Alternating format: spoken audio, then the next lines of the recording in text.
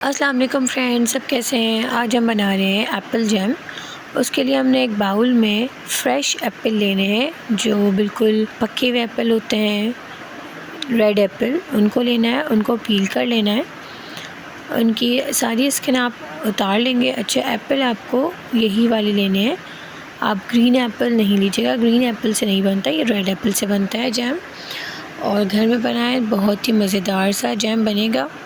अच्छा जी, मैंने एप्पल को कट करके इसको पानी में डिप कर दिया है और अब मैं इसको बिल्कुल बीच बीच में से छोटा छोटा कट कर लूँगी और जो उसके सीड्स है वो इनको रिमूव कर दूँगी। फिर हम एक कढ़ाई लेंगे और उसके अंदर हम ये सारे एप्पल डाल देंगे और थोड़ा सा इसके अंदर पानी भी डालेंगे ताकि ये अच्छी तरीके से बॉयल हो जाए। इसको फिर हम ढक के रख देंगे।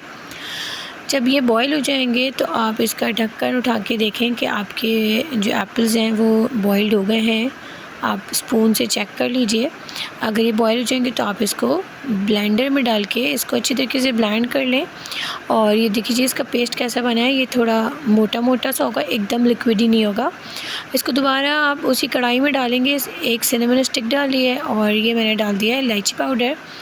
और उसके बाद ये मैंने डाली है तकरीबन 1 पाव शुगर है, 1 पाव से थोड़ा ऊपर शुगर है। अच्छा, ये मैंने लेमन जूस भी डाल दिया है, ये मैंने 3 to 4 टेबल स्पून है। और इनको अच्छी तरीके से पका लेंगे। जब इतना पक जाए कि इसका पानी निकलना बंद हो जाए, जैसे इस तरीके से मैंने प्लेट में डाल के आपको दिखाया है, देखिए ये गिर नहीं रहा, बस आपका जैम रेडी है। आप इसको एक ड्राई बॉटल में निकालिए और एयर टाइट में बंद करके रख दीजिए। लीजिए, गर्मा गर्म जैम रेडी है। आप लोग को मेरी वीडियो पसंद आए तो लाइक शेयर एंड सब्सक्राइब ज़रूर करिएगा। दुआ में याद रखिएगा। मिलते हैं नेक्स्ट वीडियो में। अल्लाह हाफ़िज़।